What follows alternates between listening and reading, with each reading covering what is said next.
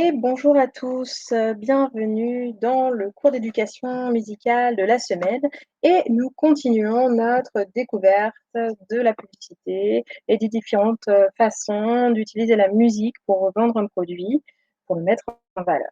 Voilà. Aujourd'hui, nous allons nous intéresser à 2 publicités. Des publicités assez anciennes, notamment, celle de la MAF.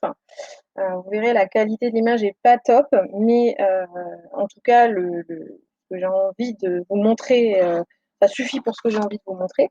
Je vais vous demander, s'il vous plaît, d'aller regarder donc les 2 publicités, dont je vous ai donné les liens, dans le cloud. Donc la première sur, William Saurin, le cassoulet et la marque, s'il vous plaît. Donc vous allez regarder ces 2 vidéos, d'accord? Et vous allez essayer par vous-même, essayer de pointer des points communs. Si vous ne trouvez pas, ce n'est pas grave. Si vous en trouvez plein, c'est super. Peut-être que ça correspondra, peut-être que ça correspondra pas, peu importe, tout va bien. Je vous demande d'observer vraiment, d'aller regarder bien écouter ces magnifiques publicités. D'accord? Évidemment, vous mettez en pause et moi, je continue mon propos. Donc, quand on écoute les publicités suivantes, quand on écoute et surtout on regarde, on va remarquer une première chose. Il y a quelque chose, je pense que vous l'avez senti, j'espère que vous l'avez senti, qui fait appel à quelque chose qui va vous rester dans la tête. C'est-à-dire qu'il y a de grandes chances que dans la journée, vous passiez William Saurin pour rigoler ou que c'est la maquette préfère obligatoirement. Et trop, même si ça se trouve, quand vous avez regardé la publicité, vous avez même chanté.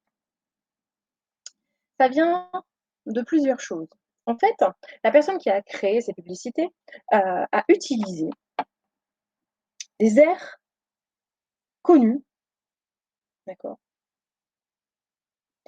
pour faire en sorte que la publicité, le nom de la marque notamment, donc William Saurin et MAF, là c'est vraiment énorme parce qu'en fait c'est vraiment repris carrément dans la chanson William Saurin, voilà, on est dedans, ou c'est la MAF, boum, on est obligé de nommer le nom de la marque et ça nous permet d'avoir un repère en tant que futur client éventuellement. Comme, l'idée, c'est vraiment d'aller faire entrer dans votre tête ces noms, d'accord? Pour que ces marques deviennent finalement des marques de votre quotidien et restent ancrées dans vos têtes. La fonction qui est utilisée dans cette publicité, c'est ça la fonction mnémonique, d'accord? Qui fait appel à votre mémoire, la fonction de votre mémoire. Ça va venir s'intégrer dans votre mémoire. Quand je vois le logo de la MAF, il y a de grandes chances que je dise c'est la MAF. Voilà. Il y a de grandes chances. C'est presque assuré, en tout cas personnellement. Après, ces deux publicités sont un petit peu anciennes, mais on pourrait l'utiliser pour chercher des publicités, on pourrait en trouver à l'appel, des comme ça, qui vont vraiment faire appel à cette fonction de mémoire. On va venir subjuguer votre mémoire, intégrer ce mot, ce mot, ces mots dans vos têtes. D'accord? Grâce à une petite musique. Et cette petite musique, on ne l'a pas inventée. Cette petite musique, on est venu la chercher.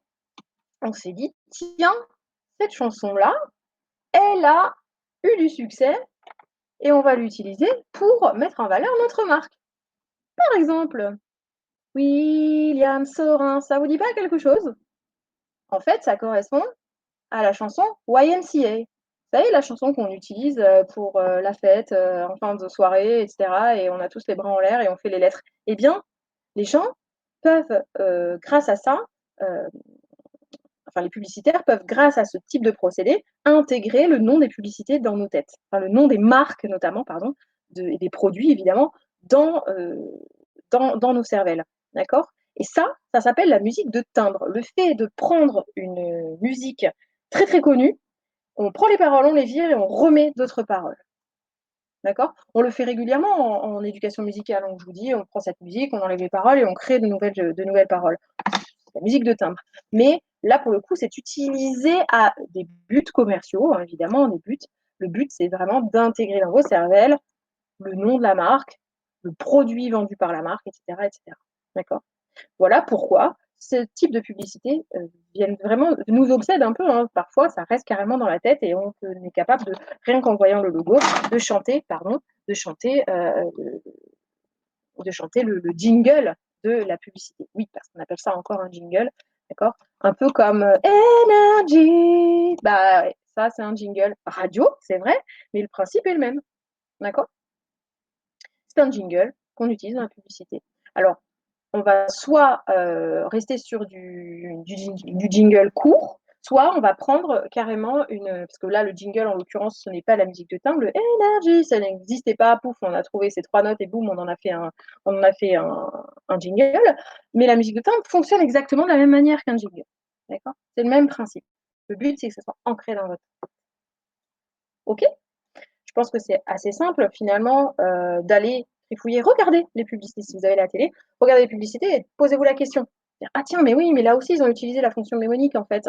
Ils ont carrément pris une chanson, ils ont changé les paroles et ensuite hop, ils ont mis le nom de leur marque ou ils ont mis le nom de leur produit.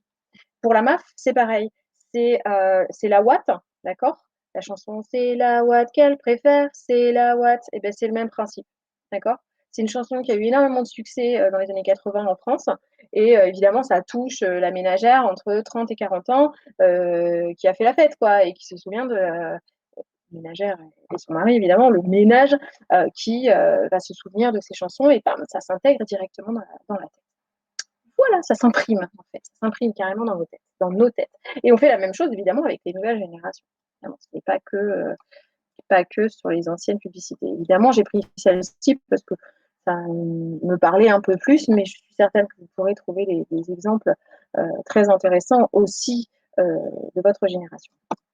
Je vous invite, s'il vous plaît, à prendre une feuille de cours, car nous allons ensemble noter tout cela. Aujourd'hui, on écrit. On est parti. Donc, on va utiliser le bon vocabulaire. On parle de musique de timbre, donc vous recopiez exactement ce que je vous donne, d'accord? Lorsque on utilise une musique très connue, donc on remplace les paroles par l'autre. On pourrait même rajouter le nom de la marque, par exemple.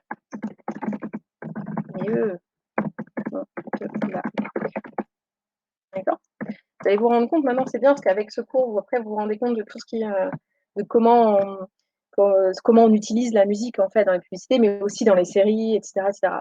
Peut-être moins, là pour le coup, la fonction mnémonique peut-être moins utilisée, mais en publicité, la fonction mnémonique est vraiment, vraiment beaucoup utilisée.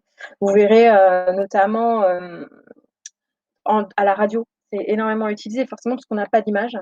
Il y a aussi, je ne sais pas si vous vous souvenez, ou si vous avez peut-être des publicités encore comme ça, pour Mercurochrome ou pour Juvamine. Vous regarderez, vous irez chercher Mercurochrome ou Juvamine sur YouTube et vous allez vous rendre compte qu'en fait, c'est pareil, on utilisait Mercurochrome, le pansement des héros. Clang. Mercurochrome, le pansement des héros. Alors là, pour le coup, on n'utilise pas une musique, mais c'est à peu près le même principe en fait. D'accord. Je continue. Reprenons un air connu. On s'assure que le téléspectateur va facilement mémoriser cette musique. Et on appelle ça, donc je disais, la fonction, on va mettre ça entre parenthèses, fonction mnémonique. Que, hop, mnémonique. Okay. On se rajoute tant qu'à faire ce qui est un jingle. C'est une courte musique, d'accord? Donc, ça c'est un jingle. Accompagnant, excusez-moi, j'ai mon lave-vaisselle qui s'arrête. Un message, court évidemment lui aussi, publicitaire, associé à une marque, nom de la marque, nom de là, pour énergie, nom de la radio, nom du support, et cetera, et cetera. Donc un jingle, c'est une petite musique accompagnant un message. Martelant, j'ai envie de dire, un message. Donc tout ceci, ça représente une partie de votre cours que je souhaiterais que vous ayez bien en tête, d'accord? La semaine prochaine, on verra une nouvelle fonction, d'accord? Mais la fonction mnémonique, c'est important que vous l'ayez en tête. On avait déjà vu, la fonction cinétique, vous avez fait un exercice dessus. Je ne vous refais pas faire le même type d'exercice sur la fonction mnémonique, même si ça aurait pu être très, très intéressant. Nous aurons un travail final à réaliser. Ne vous inquiétez pas, vous aurez une analyse de publicité à faire au bout de cette leçon. Voilà, je ne vous embête pas plus longtemps. Je vous souhaite une très bonne semaine. J'espère que vous vous portez bien et je vous dis à la semaine prochaine pour une autre fonction. Au revoir.